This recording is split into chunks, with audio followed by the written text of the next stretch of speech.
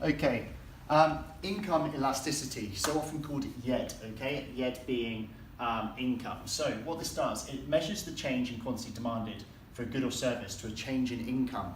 If people are earning more, what's going to happen to demand for that product, essentially? So we've got a similar formula to I've used before, you cube for your P, but in this case the P is the Y. Percentage change in quantity demanded divided by percentage change in income, okay? And that's what YED is. To work out percentage change is always the same. You take the new data minus the old divided by old times 100. So you need to do that for the quantity demanded, then you need to do that for the income, and then you can divide the two percentages by each other. And we're judging whether the top one or the bottom one, which is larger and by how much by. That's the point in the formula there, okay? So, like I said, what is going to happen to the demand for a product if people are earning more income? Well, if you get a negative result, okay, so we've got a curve that looks like this. There's an increase in income, okay, but actually less quantity demanded. People are earning more and people are demanding less of that product. That's what this negative relationship shows. This is earnings and this is quantity demanded.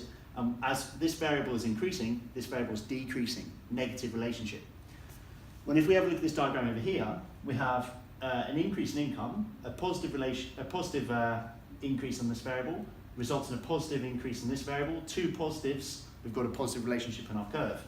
So if it's negative, we have what's called an inferior good. So you need to do the calculation. If the result comes out negative, you can then analyse it by saying it's an inferior good. Higher earnings will decrease demand for that product. Okay, so things that make inferior goods, we've got things that have better substitutes is often like a bit of a determinant. So I always think about bus transport. If you earn more, you're going to rather get a more luxurious form of transport. So you're going to drive yourself in your car. When if you've got limited income, you're going to take the cheaper option. So an inferior good, a classic example is things that you buy when you're actually poorer. Okay. So if you get a positive result, but it's less than 1, we have just a normal good. As income increases, consumers buy more of that product. If we have a positive result and it's greater than 1, we have a normal luxury. So the analysis is whether it's normal, and then also if it's greater than 1, it's normal luxury. As income increases, demand increases proportionately more. Okay, so we earn a little bit more money and we proportionately buy that much more of that good. Okay. So as you can see on our diagram here, we've got an increase in income results in a decrease in quantity demanded, clearly an inferior goods there.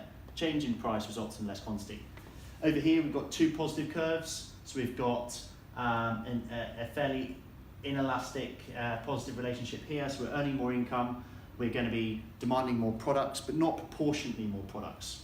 When this curve here, we've got a more elastic curve, so it's greater than 1 and it's going to be for a luxury. So we're earning more income and we proportionally demand that much more of the product, okay?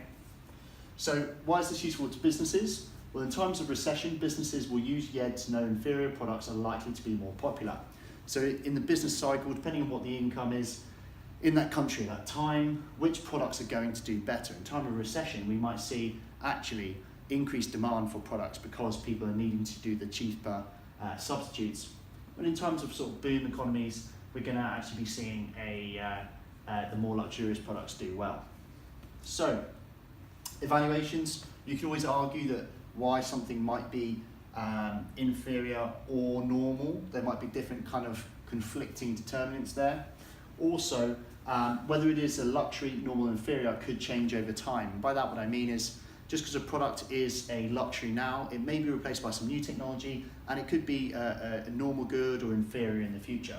So it's a difficult one to evaluate this, but essentially if you had to, there's two that you could use, okay?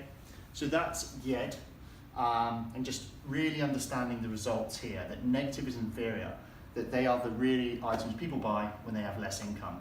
And if you have more income, you're going to get a positive result because they have a positive relationship. More income results in more quantity demanded.